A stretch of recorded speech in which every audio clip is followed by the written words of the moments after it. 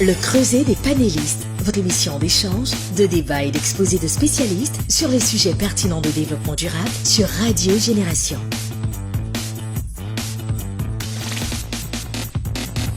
Le 31 juillet 1962 se réunissent en Tanganyika, l'actuelle Tanzanie, à l'initiative de Awa Keïta, toutes les femmes africaines au lendemain des indépendances des pays africains pour parler de l'émancipation de la femme africaine, des conditions de la femme africaine. Et cette rencontre a débouché sur la conférence des femmes africaines appelée le CFA. À partir de cette conférence est née la Journée internationale de la femme africaine célébrée tous les 31 juillet de chaque année. Bienvenue à Radio Génération, radio 100% développement durable. Nous sommes ici pour parler du leadership de la femme africaine et du pouvoir de la femme africaine dans la société africaine. Je suis ici pour en parler avec Madame Touré Marcel, qui est entrepreneur, et Madame Melaya Kakou Antoinette, qui est enseignante. Bienvenue. Radio Génération. Alors, mesdames, la JIFA, la Journée internationale de la femme africaine. Selon vous, pourquoi est-ce que cette journée a été instituée? D'autant plus qu'il y a une journée qui existe, qui est la Journée internationale des droits des femmes, qui est célébrée tous les 8 mars. Alors, Madame Touré. Bon, merci pour la question. La Journée internationale des droits de la femme a été instituée depuis 1917, si je ne m'abuse. Et la JIFA, c'est en 1962, donc 2 ans après les indépendances. Je pense que les femmes africaines se sont dit il faut qu'on fasse ressortir les valeurs de la femme africaine, parce que nous n'avons pas la même éducation, nous n'avons pas les mêmes réalités, nous n'avons pas les mêmes principes de vie. Oui, la journée de la femme africaine, la journée internationale de la femme, englobe toutes les femmes, mais il faut une particularité, surtout qu'on sort d'une période où il y a eu une situation de primat, une situation de négation de notre identité, parce qu'avec la colonisation et tout, on sait ce que les femmes ont enduré. Et je pense qu'à un moment donné, on se dit c'est l'indépendance, il y a un sursaut, que je dirais... Un sursaut qui a été fait à l'initiative des femmes, parce que cette rencontre a eu lieu... C'est pas un sursaut, c'est un sursaut d'orgueil. En fait, on se dit, bon, nous sommes libres, il est temps.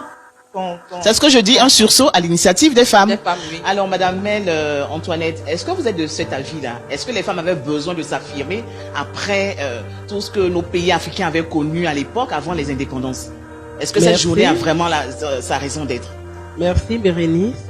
Il faut dire que cette journée est la bienvenue parce que nous avons la culture africaine, la culture des femmes africaines qui est différente de la culture des autres, des Européens. Et c'est pour mettre en valeur la femme africaine. Et la femme africaine a plusieurs valeurs. Nous avons des valeurs culturelles, des valeurs morales, les us et coutumes. Et nous voulons mettre en valeur nos tenues aussi. Nos tenues et puis notre éducation qui est différent de l'éducation des Européens. D'accord. Et des autres continents aussi. Des autres continents aussi. D'accord. Alors, l'histoire nous dit que cette journée a été instituée parce que les femmes se sont mises ensemble pour parler de l'émancipation de la femme africaine, pour parler des conditions de la femme africaine. Alors, pour vous, qu'est-ce que vous entendez par femme africaine rurale émancipée et femme africaine urbaine émancipée? Qu'est-ce que nous devons entendre par ces termes? Parce que l'émancipation, justement, a été l'objet de cette rencontre, l'une des raisons pour lesquelles les femmes se sont rencontrées ce 31 juillet 1962. Merci. Lorsqu'on parle de la femme rurale, c'est quoi? C'est la femme au village. Et la femme moderne, c'est en ville. La femme rurale, qu'est-ce qu'elle fait? Elle, c'est d'aller au champ, s'occuper de la plantation des champs et la nourriture, s'occuper des enfants. Et disons que la femme rurale, tout repose sur elle. Lorsque elle va au champ, non seulement elle doit aider son mari au champ, à la tâche, Et lorsqu'elle arrive à la maison, et l'homme, lui, il est assis, la femme doit s'occuper des enfants, de la nourriture, de la famille, et tout. Là, aussi, il y a une émancipation, parce que la femme évolue. Alors, la femme rurale émancipée qui va au champ, qui vient s'occuper de ses enfants, est-ce que le mot émancipation apporte une plus-value à ce qu'elle faisait avant? Est-ce que son comportement ou sa vie ou son quotidien change? Je pense qu'en fait, on parle d'émancipation lorsqu'il y a une prise de conscience de cette capacité à se soustraire du pouvoir, à se soustraire de la marginalisation. Voilà. Donc, une femme rurale, oui, elle peut être émancipée. Quand elle prend conscience de son importance, de sa qualité, de sa capacité à développer son environnement. Comme Mel a dit, la femme rurale, c'est la femme des campagnes. Elle va au champ. C'est elle qui fait, en fait, elle se nourrit de ce qu'elle produit. Elle nourrit la population de ce qu'elle produit. Donc, elle est au début, et on dira même à la fin, parce que c'est ce qu'elle produit. Aujourd'hui, nous avons les femmes, on dit les femmes gourous, mais elles vont chercher les trucs au champ, et c'est vendu sur le marché d'Adiamé. Le vivrier, c'est ça? Oui. Donc, la femme rurale produit. Elle vit de l'agriculture. Elle, vraiment, son économie repose sur l'agriculture. Et tant que la femme rurale ne se rend pas compte de son importance, elle ne sera pas émancipée. Je pense que l'émancipation, c'est dans la tête. Alors, mais la prise de conscience, comment est-ce qu'elle doit se faire? Parce que la femme qui est rurale, qui est dans les campagnes, comment est-ce qu'elle fait pour savoir qu'elle doit avoir comment cette prise de conscience doit se faire si on ne lui dit pas, si on ne va pas vers elle justement pour la sensibiliser à ce qui a été fait depuis 1962? Ça, c'est une vaste campagne de sensibilisation. Mais c'est assez particulier, c'est assez sensible. Parce que aller faire comprendre aux femmes, qu'on le veuille ou non, on est développé, mais on a encore cette culture de on va venir gâter nos familles ici. Cette expression. C'est ça, hein? On va venir gâter. Toi, tu es quitté en ville là-bas, quand je reviens, tu vas venir gâter. Donc, on va venir gâter ici la mentalité de nos femmes. Donc, c'est un sujet qui nous demeure sensible. Emmener la femme rurale à comprendre qu'il n'est pas esclave. Si c'est mal communiqué, ça sera mal pris. Donc tout est dans la manière en fait de dire. De leur expliquer. Voilà. Parler d'égalité des droits de la femme. Et c'est-à-dire que voir, disons, le travail de l'homme et le travail de la femme. L'homme doit faire aussi le travail de la femme, aider la femme lorsqu'ils les deux viennent du champ. L'homme doit aider la femme. D'accord, parce donc elle seule, elle va porter les enfants. Mais en allant au champ, même déjà, la femme a les enfants au dos, un enfant sur son dos, un enfant sur ses bras, et puis le panier, alors que l'homme n'a rien. Et donc, c'est d'amener. Donc tel que décrit, je me dis. À aider la femme. D'accord. Donc, tel que décrit, je me dis que la femme rurale était alors émancipée puisque vous me dites que dans les campagnes, c'est elle qui va au champ, c'est elle qui ramène à manger à la maison, qui porte les enfants, qui s'en occupe, pendant que l'homme, lui, peut-être est en train de cultiver aussi un bout de parcelle et puis qui ramène aussi peut-être du cacao à la maison. Donc, mais toute la charge du travail du ménage repose sur la femme de la campagne. Oui. Donc dans ce cas-là, moi je pense, est-ce qu'on peut dire que la femme africaine rurale n'était pas déjà émancipée depuis même les temps anciens, avant que ce terme ne soit vulgarisé? Je pense non. Je me dis, l'émancipation, la notion d'émancipation n'est pas liée au statut, mais c'est lié à une prise de conscience, à une capacité de se soustraire des préjugés, de se soustraire d'une certaine emprise. Voilà. Donc, on ira dire à une femme qui est au village, qui prend son enfant au dos, un devant, un derrière, avec un truc sur la tête, que elle est exploitée. Si dans son esprit, elle trouve que c'est normal, ça ne marchera pas. L'émancipation ne se fera pas. Elle se trouve accomplie en faisant cela. Elle se dit une femme, chez nous, une femme normale en Afrique, c'est cela. Vous voyez? Voilà. Donc, parler d'émancipation, c'est une prise de conscience. On se dit, et puis c'est un peu délicat parce que ça va tout à l'heure, on se dit non, il faut forcément l'égalité. Non, je me dis c'est une prise de conscience. On peut être conscient. Avant d'en venir même à l'égalité, on va justement faire un clin d'œil à la femme africaine urbaine. Voilà, on va parler de l'émancipation de la femme africaine urbaine parce que au niveau rural, c'est une question de prise de conscience et je me dis que cette prise de conscience doit se faire de la part des femmes urbaines qui sont allées à l'école et qui comprennent mieux ce terme d'émancipation. Est-ce que les femmes qui sont en ville ont bien compris cette notion d'émancipation? Parce que j'ai l'impression qu'ici en Afrique, les positions sont mitigées quand même sur l'émancipation de la femme africaine. Alors, quand on parle d'émancipation de la femme, c'est quoi? On va parler des qualités des droits de l'homme et de la femme. Et lorsqu'on parle d'égalité des droits de la femme, c'est quoi? La femme qui travaille comme l'homme. La femme aussi, disons, lorsque elle arrive du travail, elle doit préparer, même chose comme disons, au niveau rural, la femme doit préparer, elle doit s'occuper de son mari, s'occuper de ses enfants et apporter aussi de l'argent, les moyens. Donc, nous parlons ici de la femme. Et aussi, il faut parler de la soumission. Quand on parle de... Là, c'est pas l'égalité. Là, la soumission, une femme africaine doit être soumise à son mari. C'est-à-dire respecter son mari. Là, c'est dans la tradition, nos coutumes. Alors, quand on parle de soumission et d'émancipation, à quoi... différent. Non, moi, je ne pense pas. En fait, pas que je ne pense pas. Moi, je perçois Vous n'êtes pas de cet avis-là.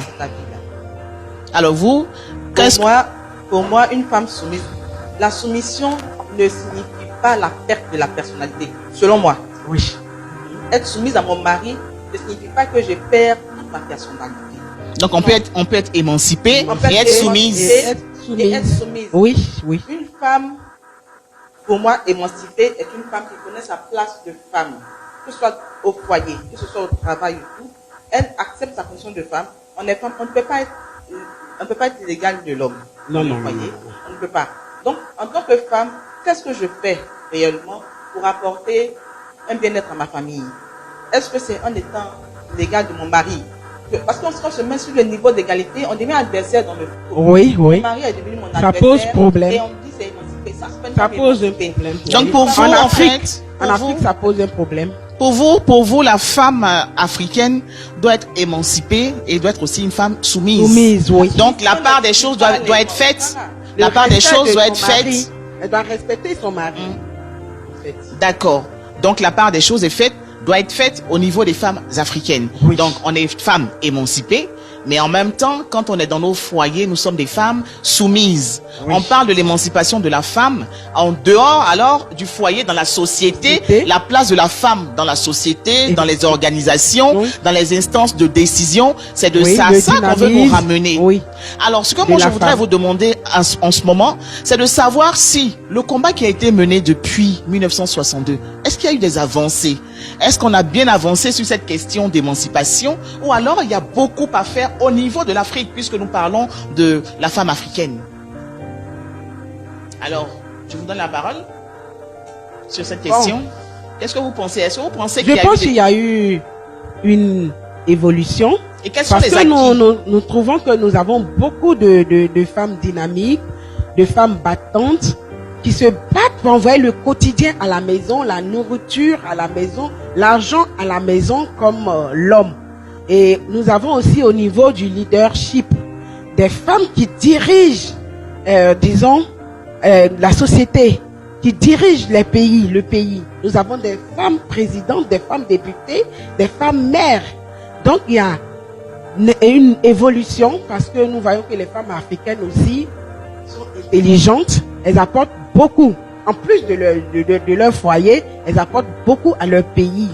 Nous avons des femmes comme je l'ai déjà dit, des femmes présidentes, mères, et nous pouvons parler aussi de la femme, de la reine mère, Pokou, Abla Pokou, qui a envoyé de la Chantilly, son peuple, qui a conduit son peuple, le peuple baoulé, et jusqu'à la liberté en Côte d'Ivoire. Et Anne-Marie Raji et Corée aussi, Marie Corée, qui a marché sur Grand Bassam pour la libération de leur mari. Alors, à vous entendre, moi, j'ai l'impression que la vie de la femme africaine est liée au foyer. Non. Parce que ça revient chaque fois dans vos interventions. Alors, est-ce que, j'en viens, est-ce que la femme africaine qui n'est pas mariée est mal vue dans la société africaine? Bon, là, voilà.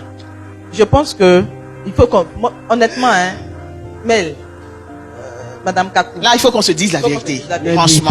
Honnêtement, moi, ma grand-mère ou ma tante qui est au village, qui prend le fagot sur la tête, qui sait qu'elle a une responsabilité éducative et tout ce que ça peut comporter, qui va au champ, qui revient, qui fait son atelier ou je ne sais quoi, pour nourrir sa famille, pour subvenir aux besoins de la maison, qui sait, à moi, elle sait qu'elle est responsable de cette femme, elle est émancipée. Parce qu'elle a ça à cœur, elle le fait. On n'a pas attendu qu'on vienne nous parler d'émancipation avant que nous, les femmes, prenons nos responsabilités vis-à-vis de nos charges à la maison. La femme africaine a toujours travaillé pour envoyer de quoi manger à la maison. Ça, elle a toujours travaillé. C'est pourquoi j'ai parlé de dynamisme. Maintenant, pourquoi? Je me dis aujourd'hui, j'en reviens, d'accord. Je vais pas oublier la question. Je me dis que, on prend, aujourd'hui, les femmes rurales, constituent le quart de la population mondiale. Le quart de la population mondiale. Il y a 43%, autour de 43%, qui vivent, qui font l'agriculture. Elles constituent 76% des femmes rurales, de la population rurale, est femmes. 76% sont des femmes. Sont elles qui participent, qui font oui, d'accord, ça on a bien compris, mais je veux dire, au niveau... Non, elles nourrissent la population. Elles participent au développement durable. Donc les femmes africaines rurales ont déjà participé jusqu'aujourd'hui. Oui, mais ma question, c'était de savoir, la femme dans la société, surtout urbaine, qui n'est pas mariée, est un peu étiquetée, marginalisée, parce que on dit dans notre jargon que la femme qui n'est pas mariée n'est pas respectée. Non, voilà, elle n'est pas respectée par la société. Avant, quand on prend, il y a le livre Sous l'orage de Seydou Badian. Le papa de Kanye a dit, la place d'une femme, c'est le foyer, un mari et des enfants. Point. C'est ce qui a toujours alimenté notre culture. C'est ce qui a toujours, parce que pour nous, à 16 ans, il faut marier la femme. Une fois qu'elle voit ses menstrues, alors nous donnons un mari arrangé par les parents et puis tout. Aujourd'hui, le développement vient avec son lot de changements. Vous voyez, on est entre deux cultures. Nous, notre génération, on est entre deux cultures. C'est pour cela que ça nous gêne. Mais nos enfants, demain, ça ne les gênera pas.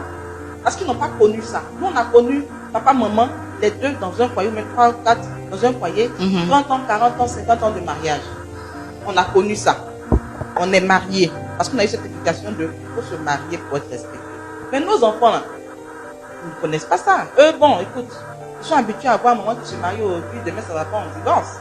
Et finalement, il y a des familles monoparentales qui marchent très bien. Il y a des femmes qui décident de ne pas faire d'enfants, ça ne choque plus personne.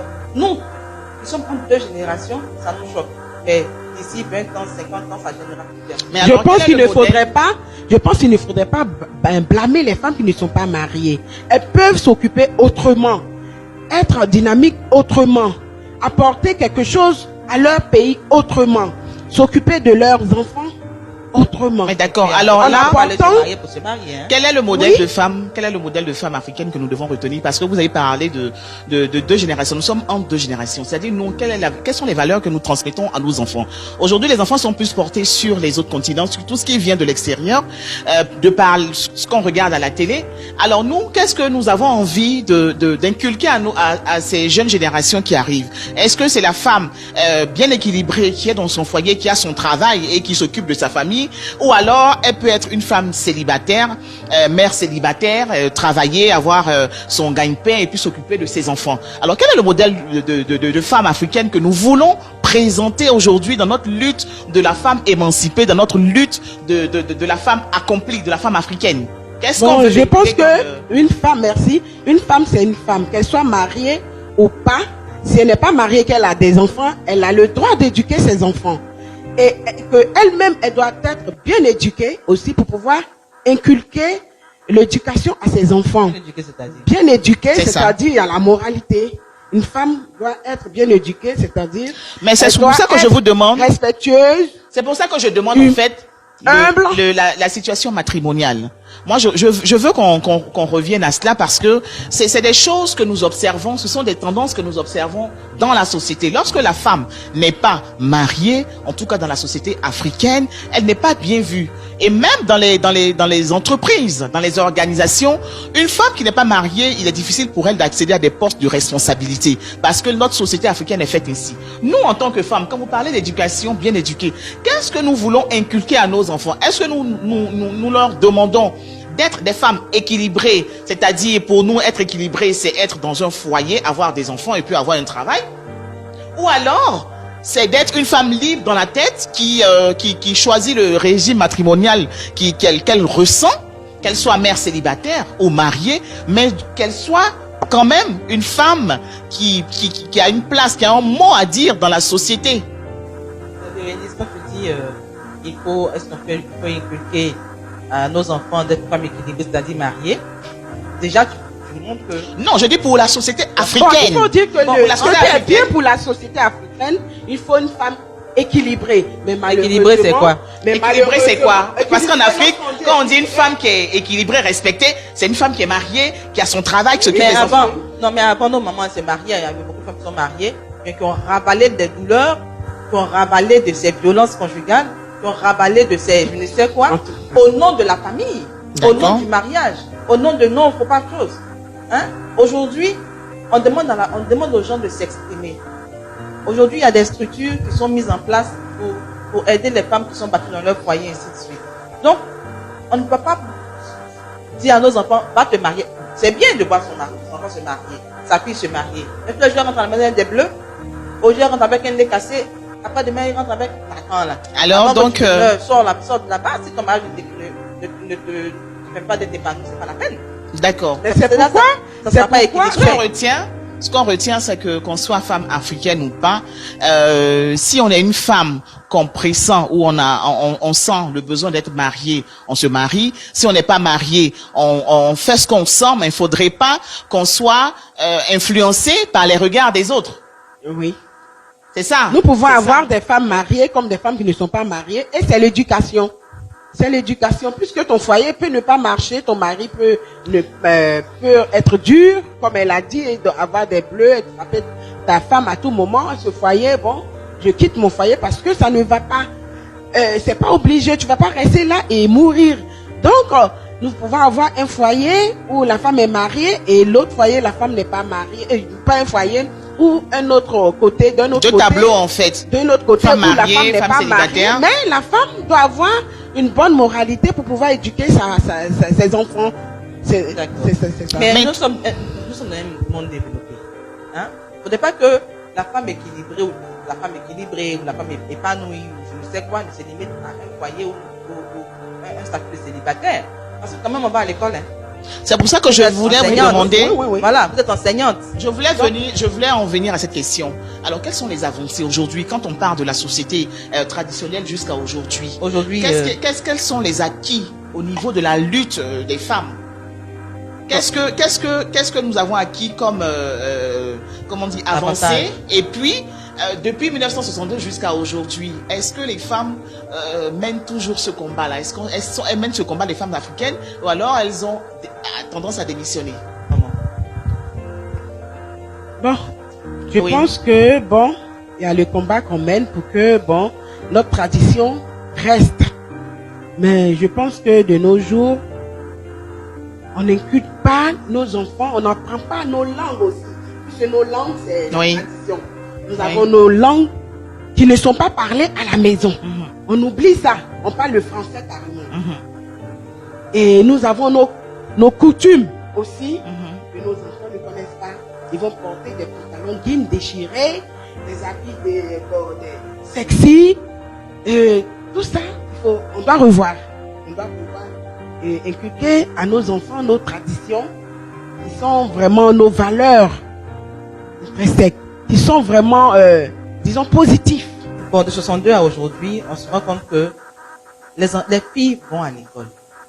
Ça, c'est vrai qu'il y a encore beaucoup à faire. Ça, c'est une avancée. Ça, c'est un acquis qu'on a. Voilà. Aujourd'hui, on a des femmes médecins, juges, et tous. Vraiment, dans nos assemblées, nationales, on a des femmes ministres, présidents. Vraiment, il y a une grande avancée.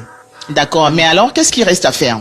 Maintenant, quelle est la lutte des femmes aujourd'hui? Comme elle a dit, il ne faudrait pas qu'on éduque. Nous sommes dans une position de, pour qu'on avance, il faut qu'on fasse le jumelage culturel. Voilà. Il faut qu'on accepte de vivre un jumelage culturel. Laisser ce qui ne nous arrangeait pas. Ce qui ne va pas. Parce qu'aujourd'hui, on va continuer à pratiquer l'excision. Non, on lutte pour ça. Si on doit nous en tenir à nos traditions, il y a des choses qui vont quand même, qui vont pénaliser nos enfants et pénaliser les filles. Donc, on laisse ce qu'il y a à laisser. On prend ce qui est avantageux dans la culture européenne.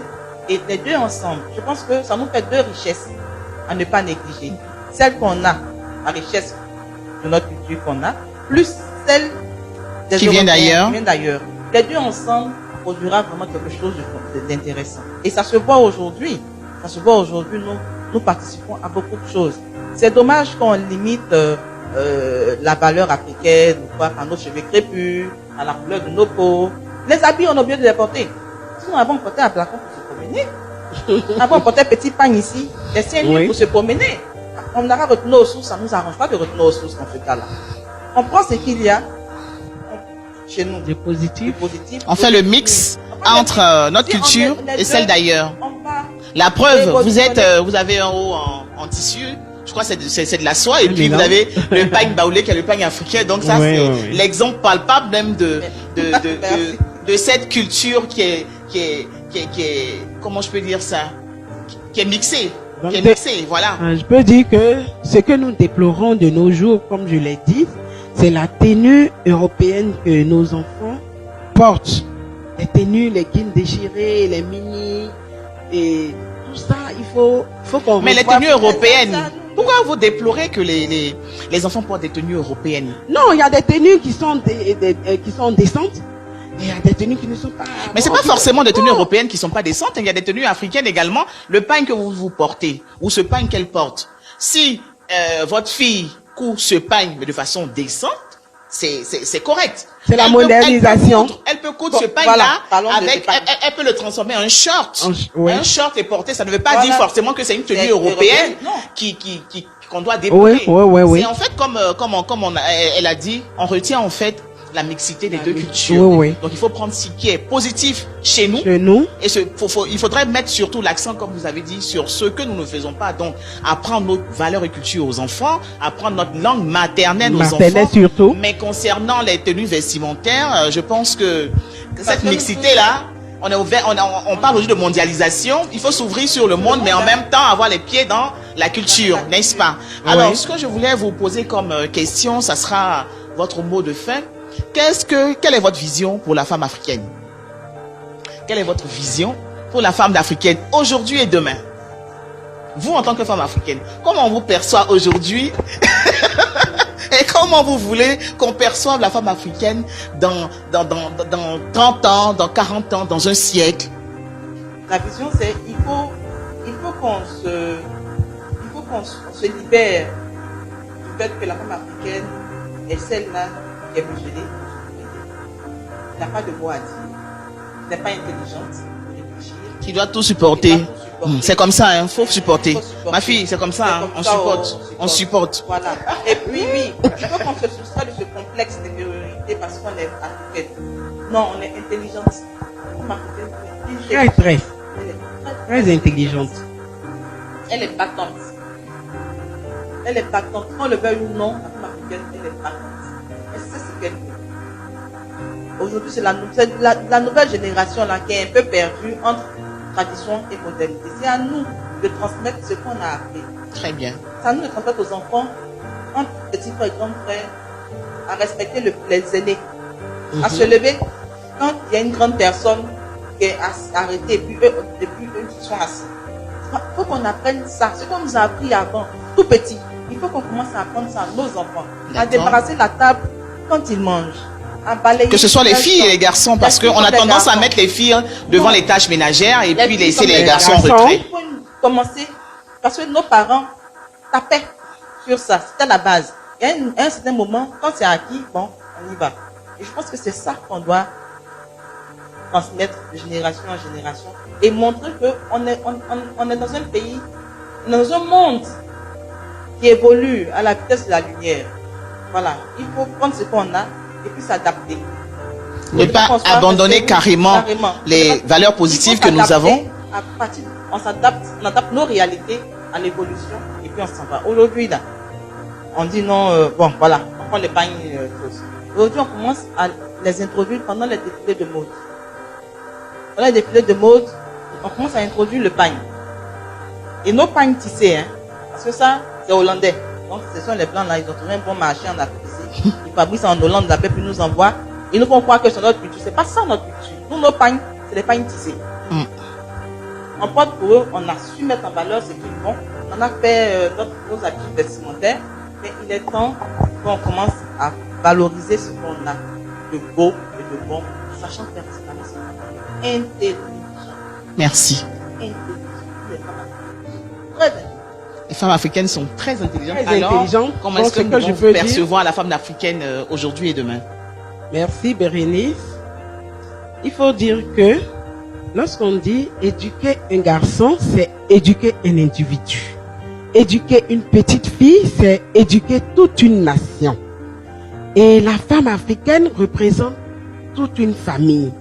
Et lorsqu'elle est épanouie, c'est la famille qui est épanouie. Elle doit se battre pour envoyer à manger à toute la famille.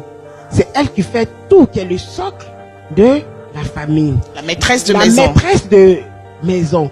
Et lorsque nous avons un brassage culturel, c'est-à-dire le brassage de la culture africaine et la culture européenne, nous devrons choisir ce qui est bon.